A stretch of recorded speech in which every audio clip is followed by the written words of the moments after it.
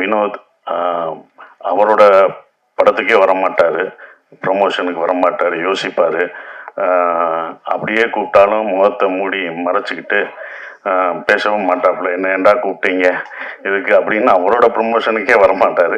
ஆனால் சரவணனுக்காக இங்கே வந்தது ரொம்ப சந்தோஷம். எங்களை வாழ்த்துனதும் வினோத் அவ்வளோ சீக்கிரம் யாரும் எந்த படத்தையும் எங்களை பற்றிலாம் சொல்ல மாட்டார். இப்போ ஆச்சரியமாக இருக்குது, சொன்னது ரொம்ப சந்தோஷமாகவும் இருக்குது. ஸோ அப்படி ஒரு படத்தில் நான் பண்ணியிருக்கோம் அப்படின்ற ஒரு விஷயம் சந்தோஷமாக இருக்குது. நான் வழி அனுப்ப போனவங்க தான் இந்த படத்தில் 4 நாள் நடிக்கிறதுக்கு தான் அந்த படத்துக்கே போனேன்.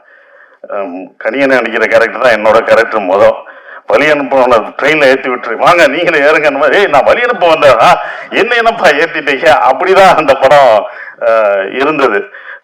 அது வேற ஒரு நடிகர் நடிக்க இருந்தது. நான் தயாரிக்கணும்னு நினைச்ச படம் என்னால் இப்போ வரைக்கும் தயாரிக்க முடியல அப்படின்ற ஒரு விஷயம். பட் அவர் தயாரிக்கிறது எனக்கு சந்தோஷமா இருக்கு. அங்கே போனோடனே தான் கதையின் நாயகன் சசிகுமார் சார்.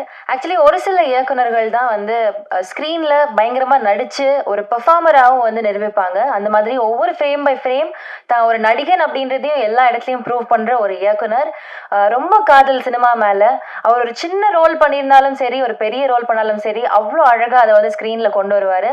இன்னைக்கு பேசின எல்லாருமே சொன்னாங்க சசிகுமார் சாருக்கு தன்னுடைய கரியர்ல ரொம்ப முக்கியமான படமா இருக்கும் அப்படின்னு சொல்லிட்டு. அவருடைய லுக்ஸ்லயே அது அவ்வளோ அழகா தெரியுது. Thank you so much sir. இந்த மாதிரி கதைகள் நீங்க தேர்ந்தெடுத்து பண்றது ரொம்ப நன்றி. ஒரு சில வார்த்தைகள் ப்ளீஸ்.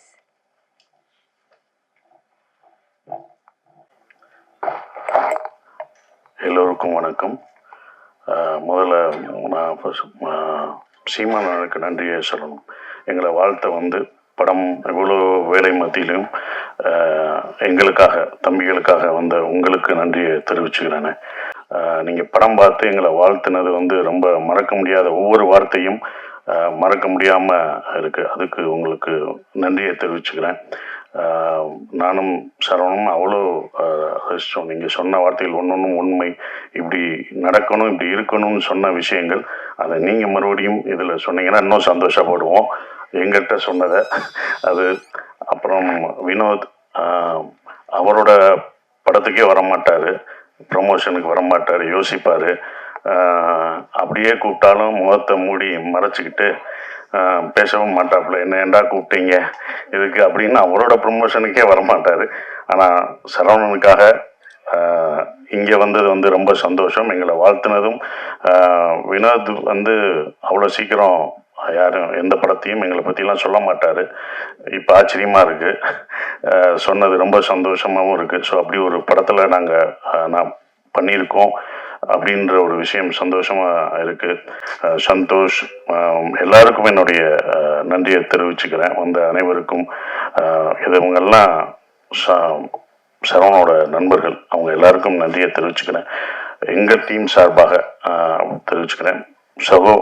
சவுந்தரகனி சகோ வர முடியாத சூழலாக இருந்தது, அது எனக்கு தெரியும். அது வந்ததுக்கும் நன்றி. பாலா சக்திவேல் சார், ஹீரோயின் எல்லாருக்குமே என்னுடைய நன்றியை தெரிவிச்சுக்கிட்டு ஒரே ஒரு விஷயந்தான் சொல்லணும். நான் அடிக்கடி சரவண பக்கமெல்லாம் எனக்கு ஒரு வசனம் என் படத்துல இருந்து ஞாபகம் வரும். உங்கள் நேர்மை எனக்கு ரொம்ப பிடிச்சிருக்கு அப்படின்னு சொல்கிறது. அதுதான் சரவணா பக்கமாக அந்த நேர்மை எனக்கு ரொம்ப பிடிச்சிருந்தது. இந்த படம் சரவணோட பொதுவாக எனக்கு சரவணன் எப்படி பிடிக்கும்னா, மற்றவங்க பிரச்சனைனா குடும்பம் பொண்டாட்டியெல்லாம் விட்டுட்டு முதலாக போய் நிற்கிற ஒரு ஆள் தான் சரவணன். நானே சொல்லியிருக்கேன், எதுக்குங்க வாங்க வேலையை பார்ப்போம் அப்படின்னும். ஆனால் எல்லாத்தையும் சாப்பிட்றதெல்லாம் விட்டுட்டு முதலாக போய் நிற்கிற ஆள் அவர் தான். இப்போ அவருக்கு தெரிஞ்சிருக்கும் உங்களுக்கு பின்னாடி யாராக இவங்க தான் இருக்காங்க, அது யார் நிற்கிறான்னு பார்க்கணும். ஏன்னா சினிமாவில் எல்லாருமே அவங்க கூட இருக்க மாட்டாங்க, அவங்க கூட நிற்க மாட்டாங்க. இப்போ அவங்க கூட யார் நிற்பாங்க அப்படின்றது சினிமா உங்களுக்கு ஒவ்வொரு தடவையும் கற்றுத்தரும். அதில் இருக்கும்.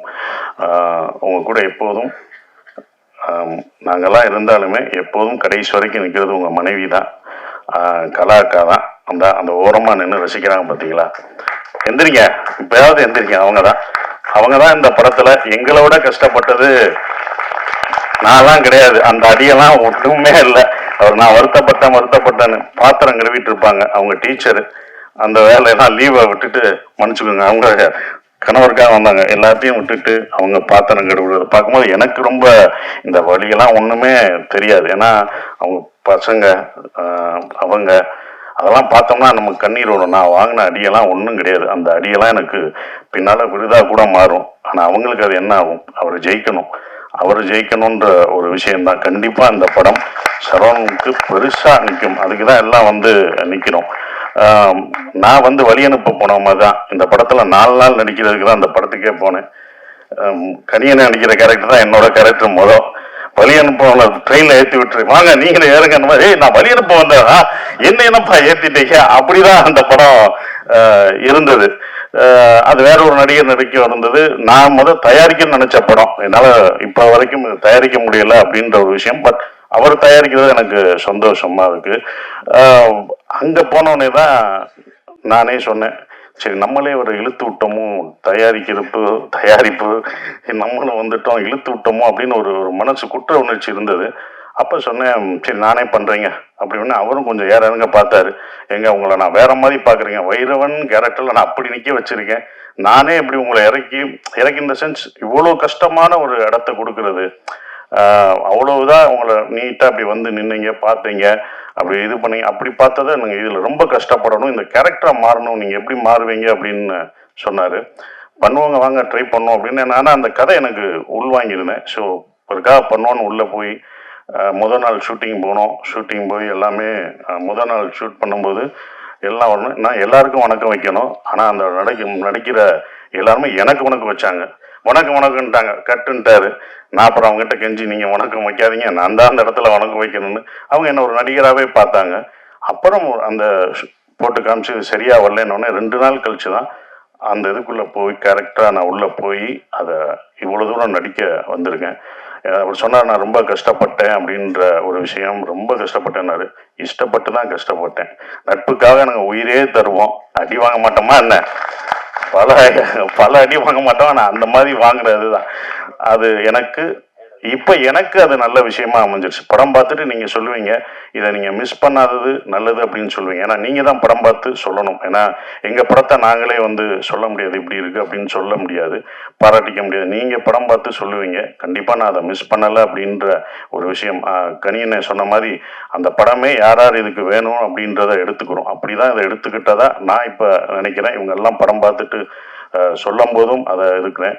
ரொம்ப கஷ்டப்பட்டாரு. என்னன்னா ஒரு ப்ரொடியூசரா இந்த படம் வியாபாரம் பண்றதுக்கு வந்து ரொம்ப அவர் இருக்கும். அவர் ரொம்ப இது பண்ணும்போது தான் எனக்கு ரவி சார் ஞாபகம் வந்தாரு. நான் நேராக போய் ரவி சார்கிட்ட போய் இது பண்ணுவேன். ரவி சார் எப்படின்னா சாதாரணமான இல்லை, அவர் பண்ணுவார். ஆனாலும் நட்பை தாண்டி அவர் வந்து காலமாட்டிலே பால் கறப்பாரு, காத்துலே வெண்ணெய் அடிக்கிறவர், ரொம்ப பர்ஃபெக்டா பார்ப்பாரு. அப்படி பண்ற ஒரு ஆளு. இவர் பார்க்கும்போது எனக்கு தான் பயமா இருந்தது, இது எப்படி இருக்கும் என்ன இருக்கும்னு. அவர் அந்த சார் பார்த்தாரு. பார்த்த உடனே அவர் அவ்வளோ ரசிச்சார். இது இப்படி இருக்கு. ஃபர்ஸ்ட் ஷாட், அந்த செருப்பு ஷாட்டை காமிச்சது யாரும் பண்ண மாட்டாங்க. அவ்வளோ ரசிக்க எங்களுக்கு முதல் ரசிகர் அவர் தான். எங்களுக்கு முதல் ஒருத்தர் வந்து நாங்களா பார்த்துக்கிட்டு இருந்தோம், இது எப்படி இருக்கும் என்னன்றது யோசிச்சிருக்கோம். முதல் ரசிகர் அவர் தான். அதை ரசிச்சும் போது இவ்வளோ பண்ணியிருக்கோன்றது திருப்பி. அதுவும் இல்லாமல் அந்த குழப்பம் தீங்கிறதுக்கு 40 பேரை அவர் 40 பேரை ஃபில் பண்ணி பார்த்தாங்கல்ல, அதில் கை தட்டி எல்லாம் ரசித்து பார்த்தாங்க. ஒவ்வொரு டைலாகும். சரவணனோட டைலாக் வந்து ரொம்ப எழுத்து வந்து பயங்கரமாக இருக்கும். அந்த எழுத்து வந்து உண்மையிலே போற்றப்படும் இந்த படம் பார்க்கும்போது. என்னை பொறுத்த வரைக்கும் தேங்க்யூ சார், ரவி சாருக்கு ரொம்ப நன்றி. இந்த படத்தை இவ்வளோ தூரம் கொண்டு வந்து கர்நாடகா வரைக்கும், சார் அதை நம்மளே ரிலீஸ் பண்ணுவோம் சார், நம்மளே ஸ்ட்ரைட்டாக ரிலீஸ் பண்ணுவோம்னு அவர்கிட்ட சொல்லி அது இப்போ வரைக்கும் அதை இவ்வளோ தூரம் கொண்டு வந்துட்டு இருக்காரு. ரொம்ப நன்றி. உங்களை சேர்த்து வச்சதுக்கு பாலமாக இருந்த இது, அது மட்டும்தான். அந்த பாலம் ஸ்ட்ராங்கா இருக்கணும். இப்போ வரைக்கும் ஸ்ட்ராங்கா இருக்கேன், இன்னமும் ஸ்ட்ராங்கா இருக்கணும். அந்த பாலம் அந்த பேலன்ஸ் பண்றவங்களுக்கு தான் தெரியும் அதோட இது. அப்படிதான் நான் இருந்துட்டு இருக்கேன். ரொம்ப சந்தோஷமா இருக்கு. நந்தன், இந்த படம் வந்து அவ்வளோ, நீங்க வந்து எல்லாம் சொல்லும்போது ஸ்லோவா போகுமோ அப்படிலாம் இல்லவே இல்லை. நீங்க ரொம்ப ரசிப்பீங்க. நம்ம பார்க்க தவறிய மனிதர்களை பார்ப்பீங்க. நந்தன் ஒரு படம் அப்படிலாம் இல்லை, ஒரு பதிவு. சரவணன் வாழ்க்கையிலையும் நான் இதில் நடித்ததில் எனக்கும் ஒரு பதிவான ஒரு படத்தில் நான் நடிச்சிருக்கேன். ஒரு பதிவில் நான் இருக்கேன்றதில் ரொம்ப சந்தோஷப்படுறேன். எல்லாருக்கும் என் நன்றியை தெரிவிச்சுக்கிறேன். அப்புறம் ஜிப்ரான் வந்து இதில் அந்த மியூசிக் நான் நடக்கும்போது இந்த ஒன்று ஒன்றா யோசிப்போம், நம்ம நடைய மாற்றணும் அப்படின்னு. இந்த படத்தில் நடையெல்லாம் மாற்றி நம்ம ஸ்லோவாக நடந்தோம்னா இதுக்கு ஒரு மியூசிக் இப்படி வைப்பாங்க அப்படின்னு நினச்சி நம்ம பண்ணுவோம். டைரக்டரும் அப்படி எடுப்பார். ஆனால் அவர் அதை ஒரு பேங்காக போட்டு மாற்றினார். ஜிப்ரான் தான் இந்த படத்தை இன்னமும் பிரம்மாண்டமாக்குனது.